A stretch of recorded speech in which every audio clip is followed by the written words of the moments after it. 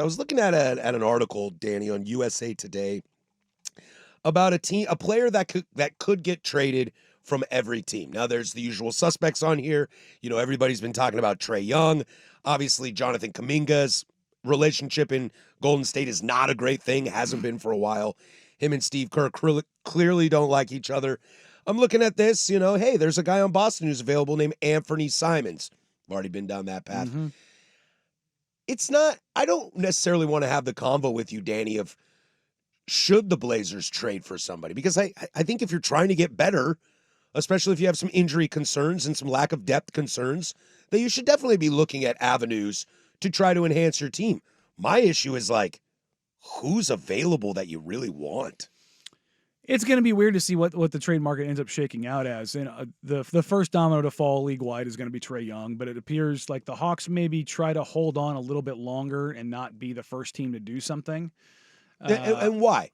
Just to see if they can get something better, but to see somebody else on a less caliber than Trae Young go for what you thought you were going to get for Trae Young, well, and then bump that up. But like just the sense of like, does another team get desperate? Mhm. Because the offers, like, there's a reason why the three guards that I bring up all the time: Trae Young, John Morant, LaMelo Ball. All three of those teams have been shopping those guys for 2 years. I've told you that since you got in here, Dustin. Yeah, 100%. But the gap between them and like Darius Garland it's a canyon. Huge. Like, and not only is and Garland, Darius Garland's aren't available. Oh, not only that, I mean, for the right price, he could Everybody, be. well, Yeah, we know in the NBA Yeah. everyone's available. Everyone's available. But, you know, there was talk of Garland maybe being dealt last year, and them getting away from the kind of the two guard thing with Garland and Mitchell, and having Mitchell kind of be your one and getting bigger everywhere else. But because Garland's contract is a little bit bigger, he's not like a Zach LaVine or a Trae Young or a LaMelo Ball in the sense of like his contract being so onerous, especially in respect to his play. But here's the other part of it: DG's also a likable guy. Yeah. Like, that's the thing, is like, If I was a Cavs fan, he'd be the guy that I have the jersey of. Yeah, no. Probably. I'd probably do Mobley. Or Mitchell. Pac-12 and defense would be my kind of guy. Where did Mobley go to school? I believe he went to the University of Spoiled Children. Indeed, he did. I had to. No, it's fine. It comes with territory. Great player at USC. Great player at USC. But him and his brother. Hey, look, Isaiah got a nice little ride there. But the trade market, I think, is going to materialize a little bit more once you see some of these other guys move. And, you know, the Lakers are a team that they're saying that they want to do something. Sacramento's saying basically you can have anything, not named like, you know, Neat Clifford. Yeah. It's everything must go kind of a situation. I don't know how much they actually do at the deadline. We'll see what kind of happens there. The Knicks have flagged that they're, you know, kind of looking for some help. The two deepest positions in the NBA right now are point guard and center. There's just teams, well, even though teams may need some of those things, you can find depth pieces everywhere. Well, let's take our Blazers, for example. There is no need for bigs. And there's really no need for point guards in the, like, when you're making a trade, because you've got three, they're just all hurt. And I think that's something that Blazer fans and those of us that speak about the Blazers, I think it's an understatement to say it's something you have to keep in mind. And I think that's what's really dangerous with this team. And I will caution Blazer fans out there.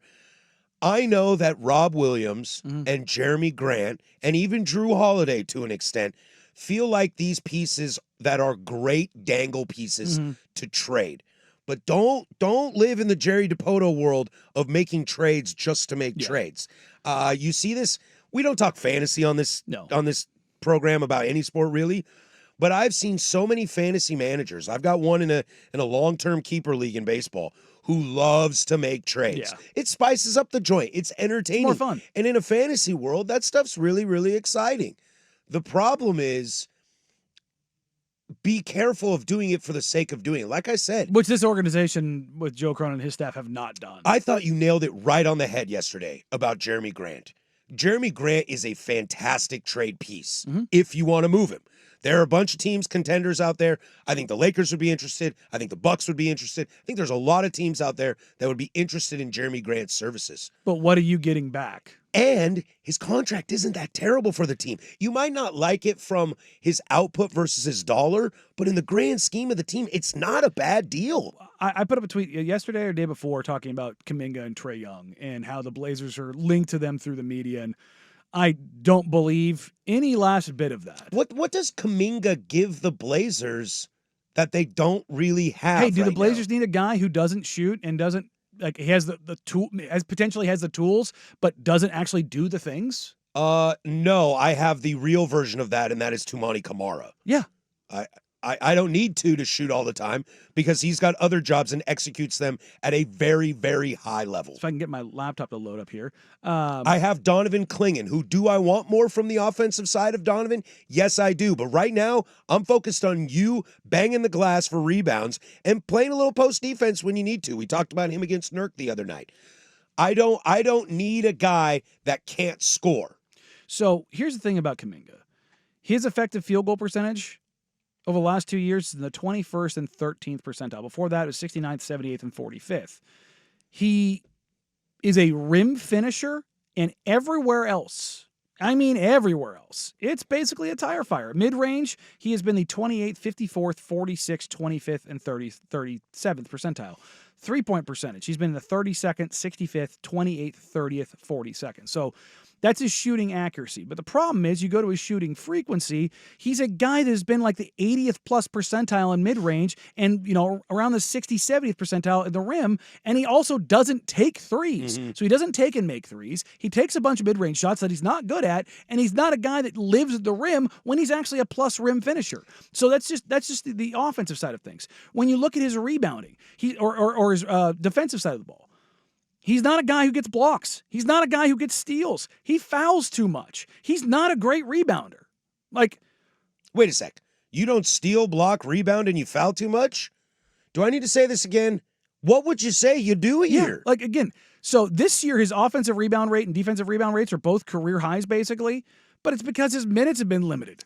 Look, I know that this Blazer team is hurt, okay? Mm-hmm. I know this Blazer team is decimated when it comes to depth, especially at the point guard position. But Drew was not brought in to be a trade piece. Now, if the right deal came along, when they made the deal for Drew, because I talked to him, I was like, explain this to me. Because it was weird at first. I like Drew. Because the whole idea was if you were going to trade Ant, it was to kind of clear a path for Scoot and Shea. Drew doesn't do that. Drew clogs that up big time because he is a Hall of Fame point guard. And they flat out told me, we love who he is. Right now, we think he's in those first, 18 games? Mm-hmm. He was great. The idea is to put the right people around your kids. Mm-hmm. And is it unfortunate that Jeremy Grant and Drew Holiday are missing extended time? Mm-hmm. Is it unfortunate that we're waiting on Scoot still and really kind of no news out of that camp? Mm-hmm. Of course it is. But I think if you are a GM that has knee-jerk reactions to trade because you are hurt in a window where you are not competing, quote unquote, that is malpractice. Yeah. And I think just because people want Jeremy Grant is not a good reason to sell him. No, and I think the Blazers believe that too. And look, if the right deal came across for basically anybody, I'd be like, yeah, anyone not named Denny at this point. At this point, yeah. But, I put up that tweet the other day, and somebody's like, well, they need to trade Jeremy Grant because of his contract. And I'm like, what does that accomplish? Yeah, what books are you clearing? Are you about to go sign Kevin Durant? That's the thing is free agency's kind of dead. And here's the thing, and people hate hearing this, but it's the truth. You need to have contracts on your book to make trades. Yep. Because you got to, money's got to match. What's the thought with Trae Young? It's to go to Washington to offset C.J. McCollum's bad deal. Well, C.J.'s deal is expiring. It would get Atlanta out of it a year earlier. But Trae's not going to go to a place happily unless he's getting his next year picked up, which is like $50 million. Oh, God. Which you want to talk yourself into. People are like, oh, the Blazers should do that, and they should get off Jeremy, and they can clear the books. And I'm like, but why? For what?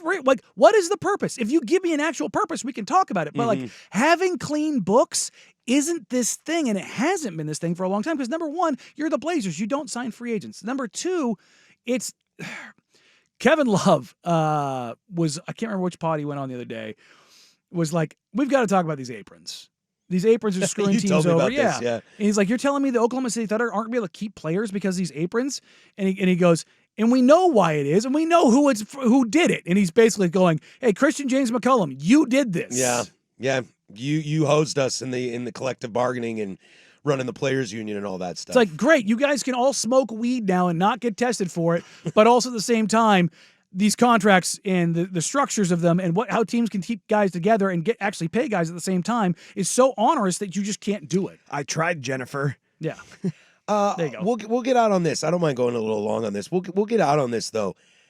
I think another dangerous thing if you're a Blazer fan listening to this right now, something that is very, very important to remember is this team is not competing right now. No. If this team makes the 9 seed, the 8 seed, 7 seed, something like that, that's house money. This team is still a build in progress. And guys like Jeremy, guys like Drew, guys like Dame, even though he's not suited, that's building culture. You've got new ownership coming in. You might have a whole new coaching staff, whole new front office. We don't know. That's the other We part don't of know this that. But a lot of these players are still going to be there. Any moves that are going to be made, they're going to be greenlit by Dundon. Exactly. But these players are still going to be here. So you start to build that culture. Even when you start to compete, Jeremy Grant might not be here. Drew Holiday might not be here when you're really starting to compete, assuming your window goes the way. But you've done the hard work of teaching the Scoots, the Donovans, the Shadens, the Dennys, the Tumanis, who I just named your future starting 5,